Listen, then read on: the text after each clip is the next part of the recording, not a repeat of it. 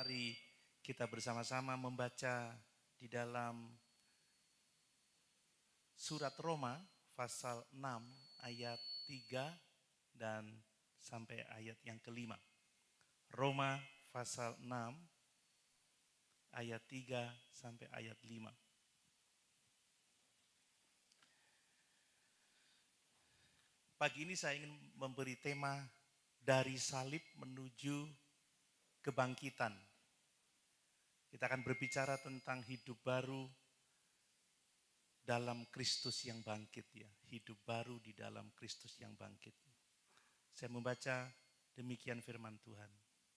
Atau tidak tahukah kamu bahwa kita semua yang telah dibaptis dalam Kristus telah dibaptis dalam kematiannya?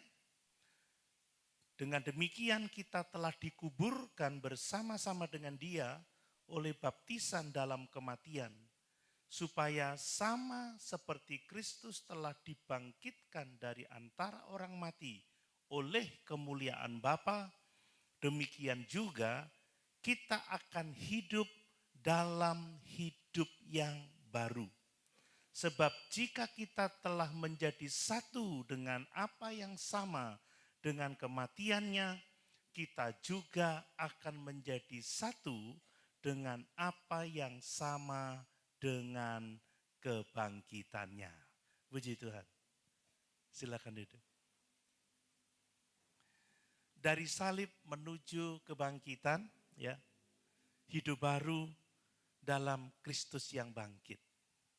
Nah, Bapak Ibu Saudara yang dikasihi oleh Tuhan, Jumat Agung itu membawa kita kepada salib ya. Salib adalah tempat di mana Tuhan kita Yesus Kristus mati sebagai pengganti saudara dan saya. Sehingga dosa-dosa kita ditebus di sana. Firman Tuhan mengatakan, Ia sendiri yang telah memikul dosa-dosa kita di dalam tubuhnya sendiri di kayu salib. Dari salib kita bisa melihat betapa dalamnya dosa manusia itu.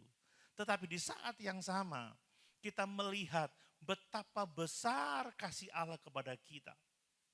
Yesus begitu mengasihi kita sehingga Dia rela mati untuk kita. Rela mati dengan cara yang sangat-sangat mengerikan. Dan oleh kematiannya kita semua mengalami penebusan. Amin. Ini berkat yang sangat luar biasa. Ini berkat yang sangat besar bagi kita. Nah, di Minggu Paskah Bapak Ibu ya, kita dibawa kepada kubur yang kosong. Ya, Yesus tidak selama-lamanya mati. Pada hari yang ketiga, Dia bangkit dari kematian. Dia menang atas maut. Nah, antara salib dan kubur kosong ini tidak dapat dipisahkan Bapak Ibu. Makanya kenapa saya beri judul dari salib menuju kebangkitan yang akan menuntun kita kepada kehidupan yang baru di dalam Kristus yang bangkit. Mengapa salib dan kubur kosong tidak dapat dipisahkan? Karena kematian tanpa kebangkitan itu adalah tragedi Bapak Ibu. Itu adalah penderitaan tanpa kemenangan. Sia-sia pengorbanan Yesus. Tanpa kebangkitan, sia-sia kematian Yesus di atas kayu salib. Nah, namun demikian kebangkitan itu tidak akan terjadi tanpa kematian. Jadi diawali dari salib, diakhiri dengan kemenangan, yaitu kebangkitan. Itu sebabnya Bapak Ibu dikasihi oleh Tuhan, iman Kristen itu berdiri pada dua pilar utama. Yang pertama adalah Kristus mati bagi dosa-dosa kita. Amin. Bapak Ibu percaya? Yesus mati bagi dosa-dosa kita. Dan pilar yang kedua adalah bahwa Kristus bangkit untuk membenarkan kita. Itu sebabnya pertanyaan pada pagi hari ini, bukan lagi apakah kita percaya Kristus telah bangkit bagi kita. Tentunya kita semua percaya, amin. Tetapi lebih dalam dari itu adalah apakah kita yang percaya kepada Yesus yang bangkit itu, kita hidup sebagai orang yang telah dibangkitkan bersama-sama dengan Yesus. Bapak Ibu, kita tidak hanya dipanggil untuk mempercayai fakta kebangkitan Kristus, untuk memiliki wawasan teologis tentang kebangkitan Kristus, tetapi kita dipanggil untuk hidup sebagai orang yang telah mati dan dibangkitkan bersama dengan Kristus. Mari pagi hari ini kita akan belajar bersama-sama tentang hidup sebagai orang yang telah dibangkitkan bersama-sama dengan Kristus. Bapak Ibu, kalau kita sungguh-sungguh percaya Yesus, hidup kita pasti tidak akan sama lagi. Amin. Paulus mengatakan, barang siapa ada di dalam Kristus, dia adalah ciptaan yang baru, yang lama sudah berlalu, sesungguhnya yang baru itu sudah datang. Nah, mari kita akan melihat beberapa hal tentang hidup baru, ya, sebagai orang yang telah dibangkitkan bersama dengan Kristus. Yang pertama, Bapak Ibu, saya ingin menyampaikan bahwa kebangkitan itu adalah kelanjutan dari salib. Ya, maksud saya adalah bahwa tanpa salib itu tidak ada kebangkitan. Harus salib dulu, baru akan terjadi kebangkitan. Mari saya baca lagi ayat 3 dan ayat 4 bagian A. Ya, atau tidak tahukah kamu bahwa kita semua yang telah dibaptis di dalam Kristus, telah dibaptis di dalam kematiannya? Dengan demikian kita telah dikuburkan bersama-sama dengan dia oleh baptisan dalam kematian. Coba kita perhatikan frasa ini Bapak Ibu. Jadi salib itu bukan hanya peristiwa yang dialami oleh Tuhan Yesus, tetapi salib itu juga menjadi kenyataan rohani bagi setiap kita yang percaya kepada Tuhan. Amin. Tidak hanya Yesus yang mati terhadap dosa, mati karena dosa. Tetapi salib juga adalah realitas rohani di mana kita yang percaya kepada Yesus juga dihitung mati bersama-sama dengan Yesus, mati terhadap dosa, mati terhadap manusia lama kita. Jadi Rasul Paulus tidak hanya sekedar berbicara tentang ritual baptisan air, tetapi bicara tentang kenyataan rohani, realitas rohani yang sangat-sangat dalam. Apa itu Bapak Ibu? Kita mengalami persatuan dengan Kristus. Amin. Ketika Yesus mati di atas kayu salib, maka kita orang percaya secara rohani ikut dimasukkan ke dalam kematiannya. Jadi kematian Yesus itu diperhitungkan sama kita. Kita dihisapkan, kita diidentifikasikan dengan kematian Kristus. Jadi salib itu bukan hanya sekedar untuk dikenang Bapak Ibu ya. Salib itu bukan sekedar untuk diingat, tetapi salib itu harus dialami dalam kehidupan kita. Yesus yang mati tergantung di kayu salib 2000 tahun yang lalu, kita secara rohani, kita ikut mati bersama-sama dengan dia. Amin. Mati terhadap dosa, mati terhadap manusia lama. Jadi secara teologis Bapak Ibu, kematian Kristus itu menjadi kematian kita. Itu sebabnya kenapa dikatakan dia menggantikan kita mati di kayu salib. Apa yang terjadi pada Kristus itu diperhitungkan kepada kita. Ini loh dasar dari kekristenan. Amin Bapak Ibu. Bahwa keselamatan itu bukan pekerjaan kita. Keselamatan itu bukan usaha kita. Bukan karena kebaikan kita. Tetapi anugerah Allah yang oleh iman kepada Yesus. Kematiannya diperhitungkan kepada kita. Apa yang terjadi pada salib diperhitungkan kepada kita. Sehingga hanya oleh anugerah kita mengalami pengampunan. Tidak ada yang perlu kita tambahkan pada keselamatan kita. Makanya minggu pagi yang lalu, kok minggu jadinya. Hari Jumat kemarin ya pagi. Dia tertikam karena pelanggaran kita.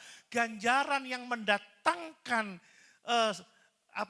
pemulihan itu ditimpakan kepada dia. Artinya kalau Yesus tertikam di kayu salib, maka kita juga ikut tertikam.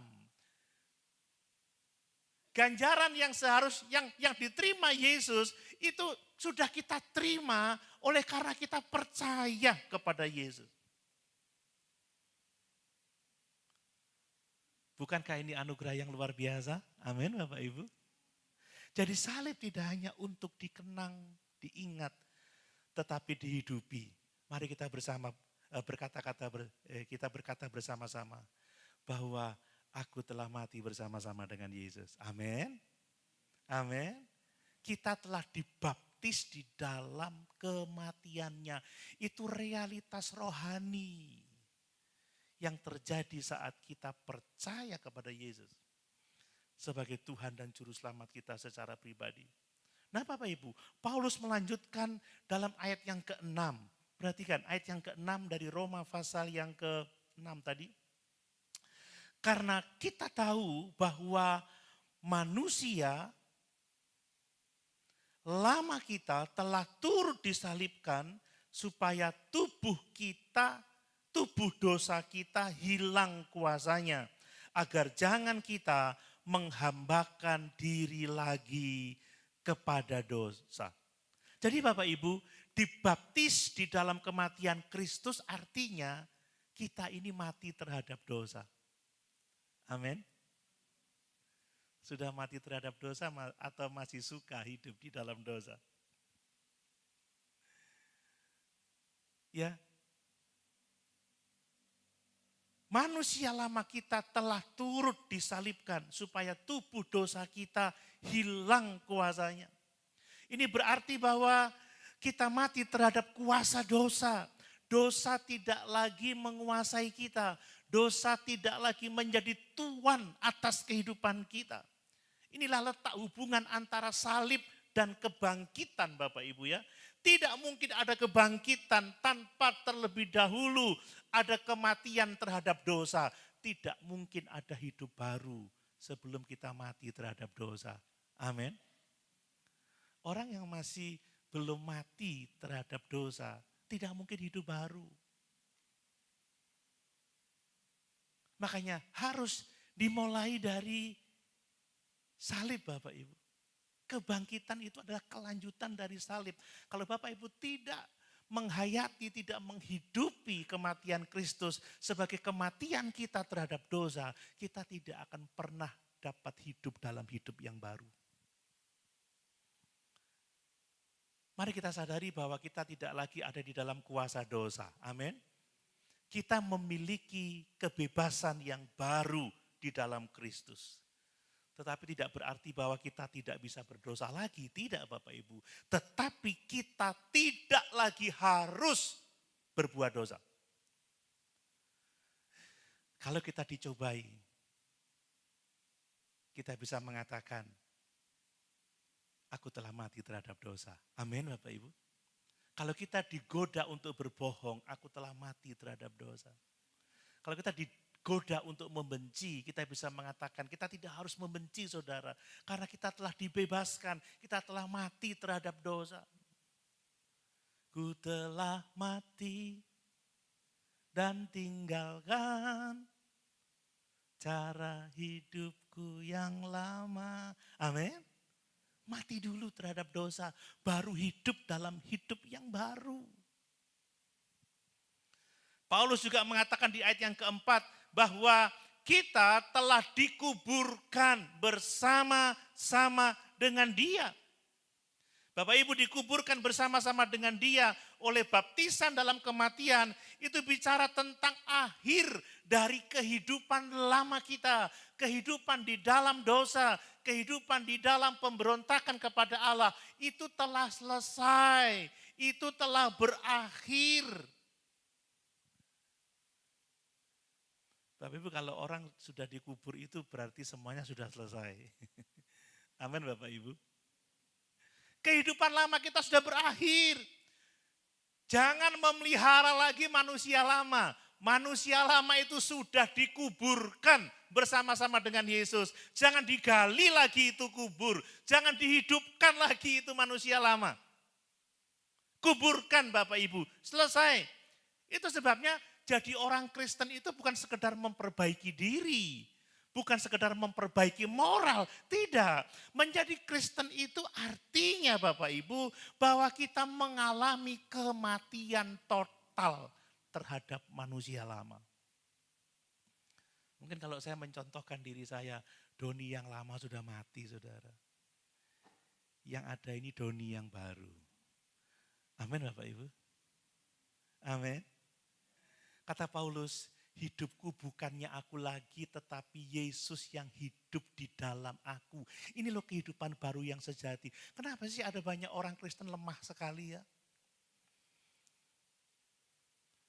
Aku nggak bisa, aku dasarnya orangnya seperti ini. Aku ini tidak isaan, aku ini suka marah memang. Itulah aku, nggak bisa. Kita sudah mati terhadap dosa dan harus hidup dalam kebenaran. Amin. Amin. Ini realitas yang harus kita pahami Bapak Ibu. Ya, jujur ya banyak orang Kristen stres ya. Berusaha ingin hidup baru, tetapi masih memelihara manusia lama itu gitu loh. Masih menyimpan dosa, contoh masih menyimpan kebencian. Masalah 20 tahun yang lalu masih diingat, masih dipelihara, masih dikasih makan saudara ya. Udah lama ini, udah dari muda sampai tua. Loh ini bisa sing bujuki aku ini gak mari-mari saudara. Halo? Wah ini dulu pernah melukai hatiku ini. Saudara itu udah dikubur, amin. Amin. Udah mati, kenangan-kenangan lama saudara kuburkan. Ada lagu rock itu, yang lalu biarkan berlalu gitu saudara. Karena udah mati kan begitu, yang dosa itu biar berlalu sudah, jangan diungkit-ungkit lagi. Makanya kata Paulus, pikirkan perkara-perkara yang di atas bukan yang di bumi. Arahkan hati kita kepada hal-hal rohani. Apa yang indah, apa yang suci, apa yang sedap didengar oleh telinga. Pikirkanlah semuanya itu. Banyak orang yang masih suka kompromi dengan dosa. Banyak orang yang masih terikat dengan pola-pola hidup lama saudara. Dan ini tidak akan bisa menolong kita, justru menghalangi kita untuk hidup dalam hidup yang baru. Kita harus ingat, manusia lama kita sudah dikuburkan. Amin. Ini final. Saudara jangan berkata, aku mau memperbaiki diri. Tidak, aku sudah mati terhadap manusia lama. Amin.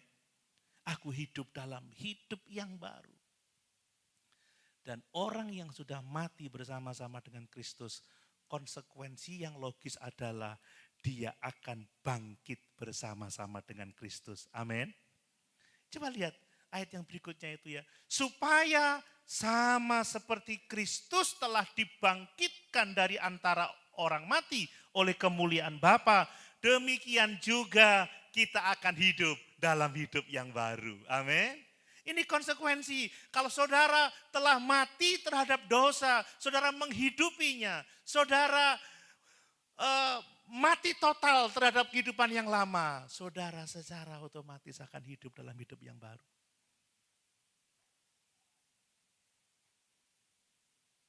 Yang daging ini telah disalibkan bersama-sama dengan Kristus.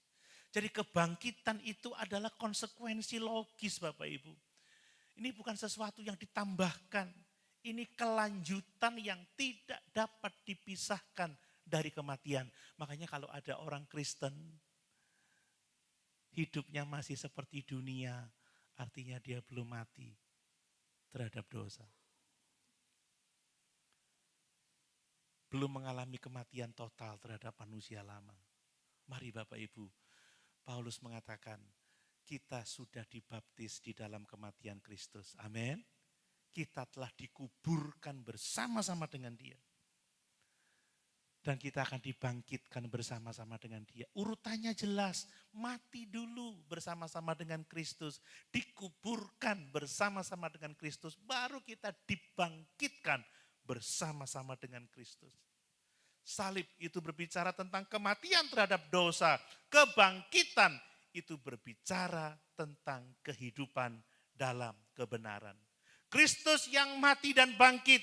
Orang percaya dipersatukan dengan kematian dan kebangkitan Kristus.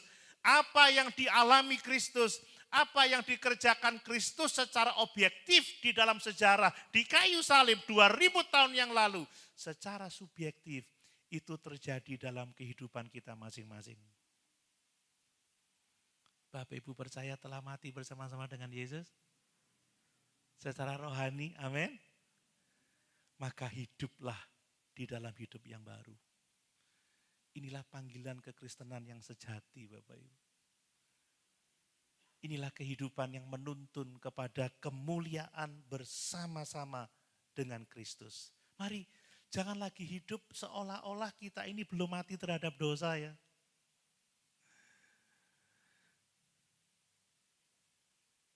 Ingat selalu kita sudah mati terhadap dosa. Dosa itu bukan lagi identitas kita Bapak Ibu.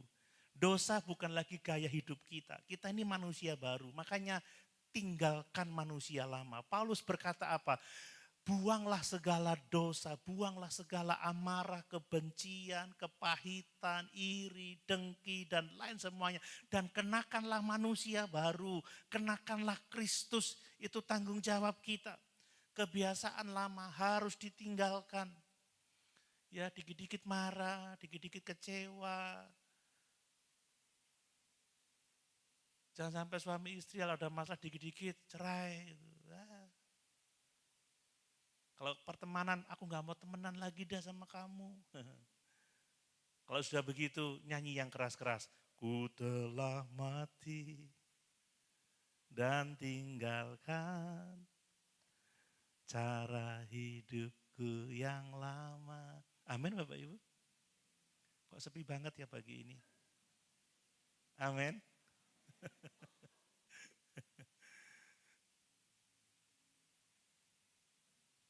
Mari, tinggalkan manusia lama. Pola hidup lama harus berhenti. Hiduplah sebagai orang-orang yang sedang dibangkitkan atau yang telah dibangkitkan bersama-sama dengan Kristus.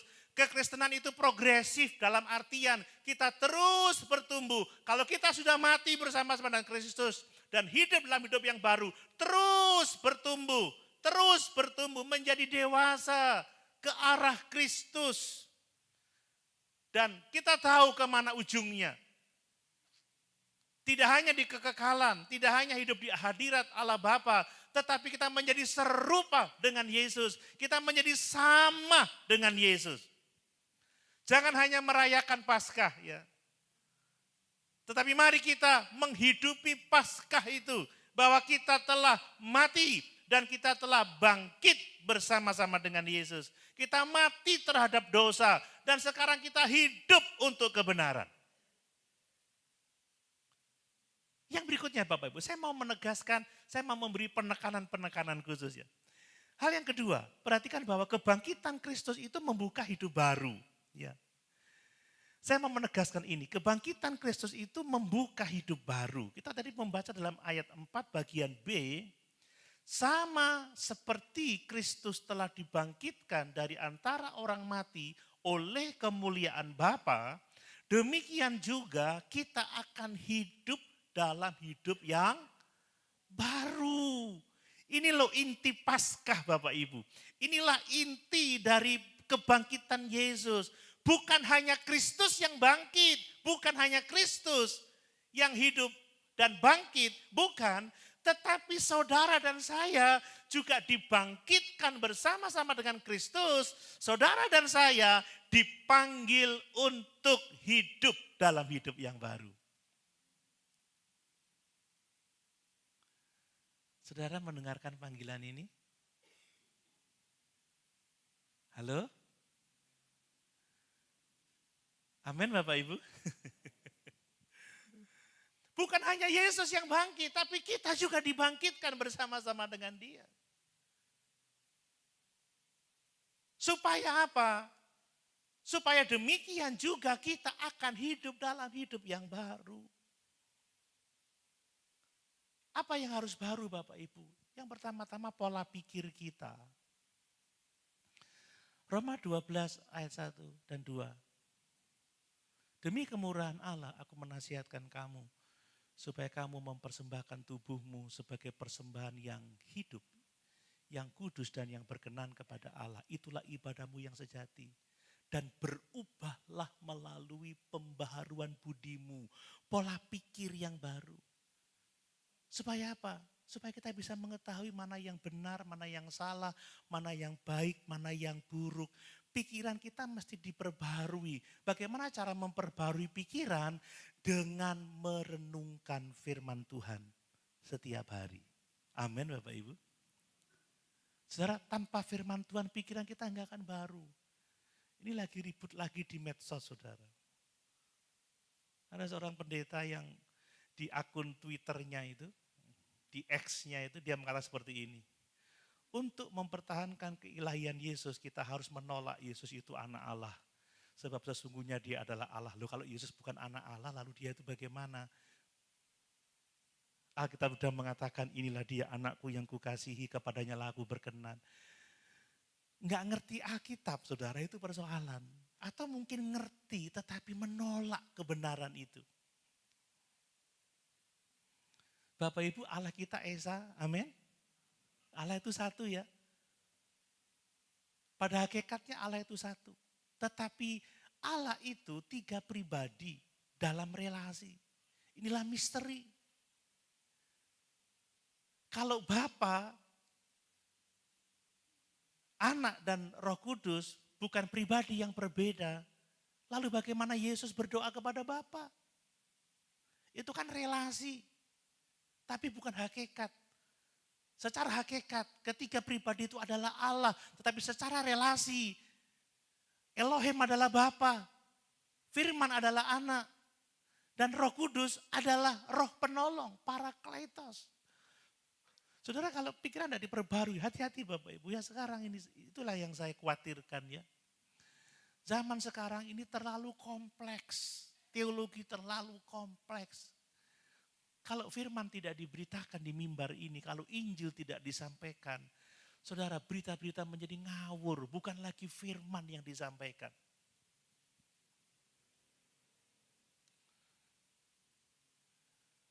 Sampai ada yang terus ditulis seperti ini, Yesus itu tidak dilahirkan, tetapi dia turun ke dunia melalui cara dilahirkan. Loh lak podoai saudara, bingung.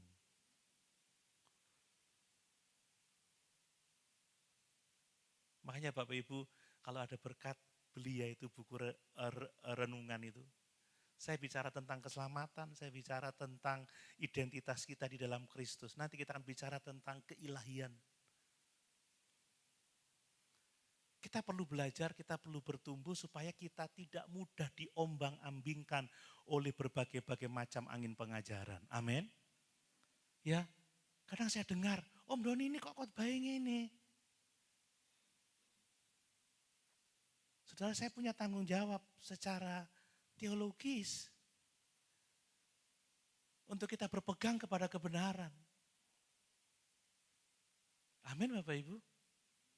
Jangan lebih banyak lagi ajaran-ajaran palsu yang masuk di pikiran kita, yang bisa mempengaruhi kita. Jangankan jemaat Bapak Ibu, pendeta ini bisa salah memahami Allah. Lalu di Facebook itu ketika dikomentari oleh orang lain, justru orang-orang yang tidak seiman dengan kita. Masalah Allahnya aja enggak beres, udah login aja ke agamaku. Gitu ngomongnya saudara. Jadilah pribadi yang mengenal kebenaran. Amin. Amin. Pembaruan budi Bapak Ibu, belajar. Saya kalau nyanyi aja saya hayati. Ku telah mati dan tinggalkan. Jadi kalau pas lagi mau marah, ku telah mati. Saudara kemarin hari, tidak apa-apa cerita ya. Kok gak ada jawaban berat, berarti tidak apa-apa ya. Kemarin habis dari sini Jumat Agung di Sion Mangli. Saya kan jalan pelan saudara. Kan lampu merah kan sudah merah. Mobil belakang ini loh, ya apa sih karepe? Mau nabrak, tabrak naik, saya diem aja. Terus dia nyalip di sebelah saya begini. Saya dipendeli, saudara. Dalam hati saya, mudono kan, nilai wani, lo lalu ku telah mati. Saya ngomong sama istri saya, mudono ya, mudono lek wani kan. Satunya Bruce Lee, ini istrinya Bruce Lee. Bruce Lee kok gendut kayak gini, saudara. Nah, itu loh manusia lama harus mati, saudara. Harus dihayati itu kebenaran. Nyanyi pun harus dihayati, apalagi firman Bapak Ibu. Pola pikir harus diperbarui, harus baru. Kemudian hati kita harus baru. Ya. Seperti pujian lama itu jarang dinyanyikan sudah. Ubah hatiku seputih salju. Ubah hatiku seperti dirimu. Amin. Apa yang bisa memerdekakan hati kita, membersihkan hati kita dari dosa? Itulah darah Yesus, itulah firman yang memerdekakan kita. Roh Kudus yang menyucikan kita. Makanya kita perlu hidup dalam relasi yang intim dengan Tuhan. Dan arah hidup kita harus berubah, saudara. Kita tidak mengarah kepada dunia ini, tetapi kita mengarah kepada Kristus. Kita mengarah kepada kemuliaan kekal. Kita mengarah kepada relasi dengan Bapa, Putra, dan Roh Kudus. Ingat 2 Korintus pasal 5 ayat 17. Mungkin bisa ditayangkan. Ayat yang sangat kita kenal. Yang lama sudah berlalu, yang baru sudah datang. Itu manusia baru. Harus benar-benar baru Bapak Ibu. Kebangkitan Kristus itu membuka hidup baru. Makanya melalui kebangkitan Kristus kita dilahirkan kembali. Melalui kebangkitan Kristus kita mengalami perubahan hidup. Melalui kebangkitan Kristus kita menerima karunia Roh Kudus. Amin. Ini kekristenan yang sejati. Mari Bapak Ibu jangan kita hanya merayakan seremoni. Tetapi kita harus menunjukkan kebangkitan Kristus melalui kehidupan kita. Melalui perubahan hidup kita. Melalui cara bicara kita. Melalui cara kita mengambil keputusan. Melalui cara kita hidup dalam kekudusan. Itu seharusnya orang dapat melihat bahwa Yesus telah bangkit. Dan kita pun bangkit bersama-sama dengan Dia. Amin. Hal yang ketiga Bapak Ibu. Kebangkitan itu memberikan kuasa kepada kita untuk hidup benar. Ya, ayat yang kelima, saya senang membacanya. Sebab jika kita telah menjadi satu dengan apa yang sama dengan kematiannya, berarti kan menjadi satu dengan apa yang sama dengan kematiannya, kita juga menjadi satu dengan apa yang sama dengan kebangkitannya. Yesus dibangkitkan dengan kuasa yang besar. Amin Bapak Ibu. Paulus mengatakan betapa hebatnya kuasanya bagi kita. Kuasa apa? Kuasa yang membangkitkan Yesus dari antara orang mati. Dan kuasa itu sekarang bekerja di dalam kehidupan kita. Artinya Bapak Ibu, kebangkitan Kristus bukan hanya jaminan di masa depan, tetapi kebangkitan Kristus memberikan kuasa untuk kita hidup hari ini. Amin. Kuasa untuk apa? Kuasa untuk menang atas dosa. Supaya enggak gini, modono kan ya.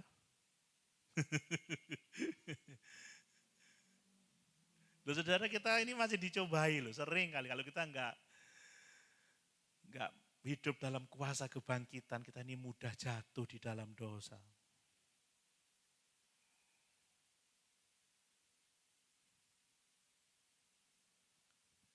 Kuasa itu akan memberi kekuatan kepada kita saat kita menghadapi berbagai macam pencobaan. Dan kuasa itu akan menolong kita, ya, mengubah kelemahan kita menjadi kemenangan bersama-sama dengan Yesus. Saya rindu membaca ayat itu, Efesus 1 ayat 19 sampai 20. Efesus 1 ayat 19 sampai 20. Demikian firman Tuhan. Dan betapa hebatnya kuasanya bagi kita yang percaya, sesuai dengan kekuatan kuasanya yang dikerjakannya di dalam Kristus dengan membangkitkan dia dari antara orang mati dan mendudukkan dia di sebelah kanannya di sorga. Amin.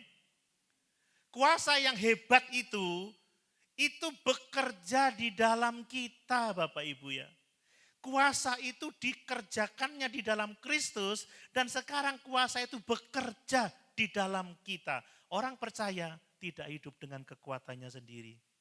Orang percaya hidup oleh kuasa kebangkitan Kristus. Amin. Amin Bapak Ibu. Ini perlu kita pahami. Makanya jangan berkata, aku gak bisa berubah ya. Aku orangnya kayak gini. Enggak. Ada kuasa kebangkitan yang merubah kita. Kelemahan tidak lagi menjadi masalah. Tuhan menguatkan kita. Amin. Dalam Kristus yang bangkit, perubahan itu mungkin Bapak Ibu. Enggak ada kata tidak. Wes gak kira bojoku bertobat. Enggak, saudara, bawa kepada Yesus. Dia pasti berubah. Amin. Gak kira anakku ini jadi api. Gak kira mertuaku ini jadi api. Gak kira mantuku ini jadi api. Gak kira temanku ini jadi api. Bersama dengan Yesus tidak ada yang mustahil.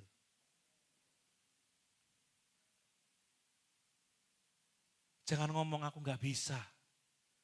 Tapi katakan bersama Yesus aku bisa. Ingat pujian lama itu.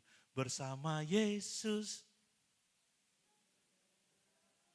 Bersama Yesus. Gak ada yang sukar, benar?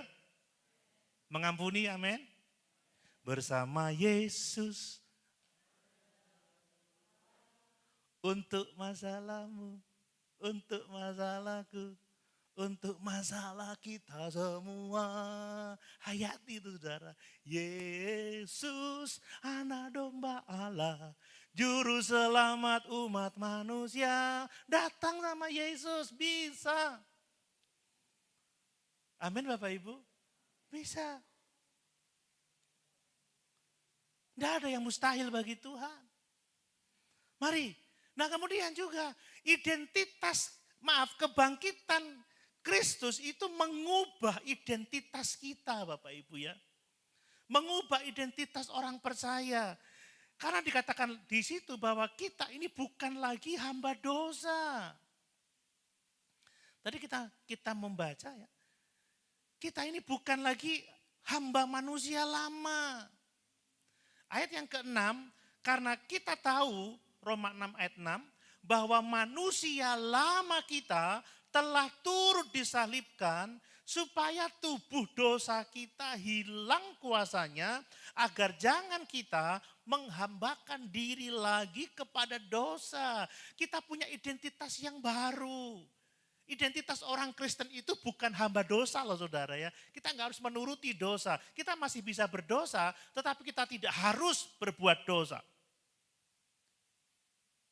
Kita bukan lagi hamba manusia lama. Kita ini hamba-hamba Kristus. Dan kita bukan lagi orang yang hidup di dalam kegelapan. Tetapi kita hidup bersama dengan terang Kristus. Amin. Kristus yang hidup itu bersama-sama dengan kita. Mari jangan lupa kita ini manusia baru di dalam Kristus. Kita ini anak-anak Allah. Kita ini terang dunia. Tadi sudah saya singgung Kolose pasal 3 ayat 1. Carilah perkara-perkara yang di atas. Di mana Yesus duduk. Di mana kemuliaan itu ada di sana.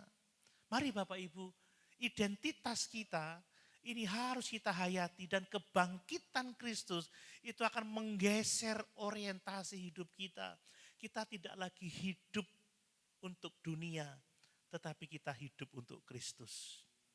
Kita tidak lagi menjadikan diri kita sendiri pusat, tetapi Yesuslah pusat hidup kita. Dan kita tidak berorientasi kepada dunia yang sifatnya sementara. Orientasi kita adalah kekekalan. Amin. Apa artinya loh saudara kita memiliki seluruh isi dunia ini, tetapi kalau jiwa kita binasa. Saudara, apa artinya? Ya, kita menyusahkan hal-hal yang sementara. Kita meributkan hal-hal yang sementara.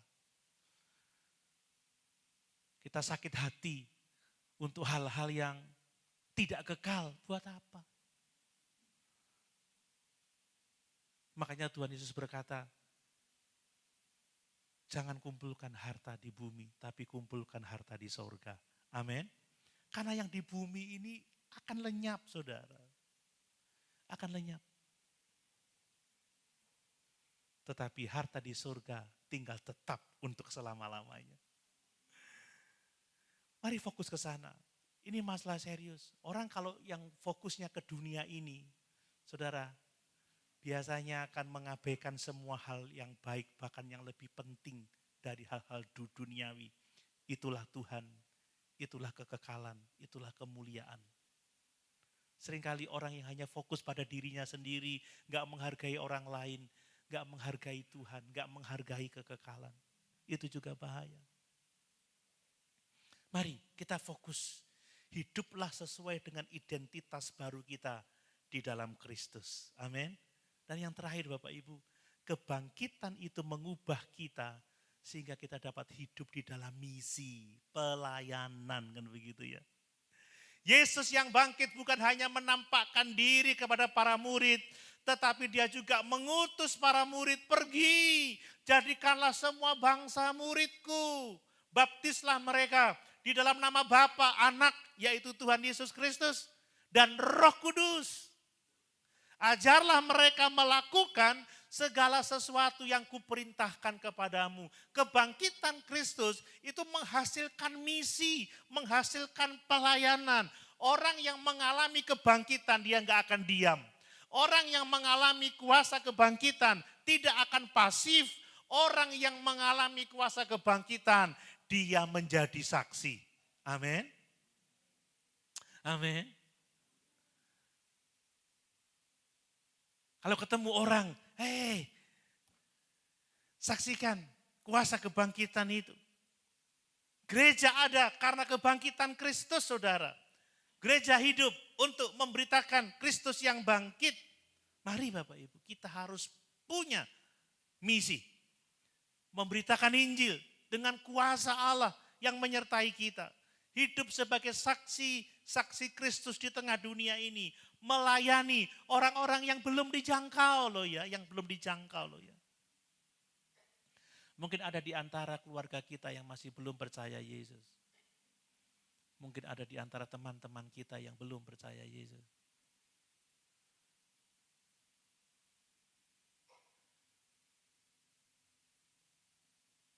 Ada kerabat mungkin yang belum percaya Yesus. Mari Bapak Ibu, dari salib baru kita akan mengalami kebangkitan. Amin. Tanpa salib gak ada kebangkitan.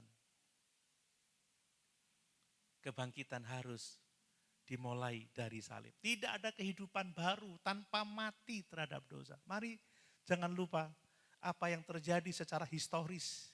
2000 tahun yang lalu Yesus disalib. Secara subjektif itu terjadi dalam kehidupan kita masing-masing. Apa yang Yesus alami di kayu salib itu terjadi dalam kehidupan kita.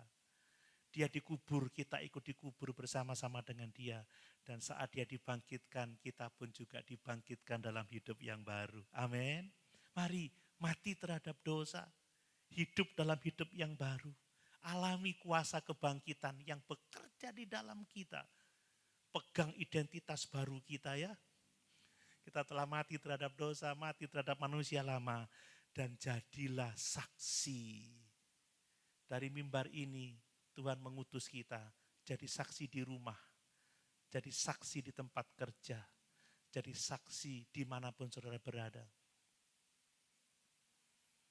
Muliakan Yesus. Pagi ini kita enggak hanya mengenang, merayakan kebangkitan Kristus, tetapi kita hidup dalam hidup yang baru. Amin. Sama-sama kita berdiri.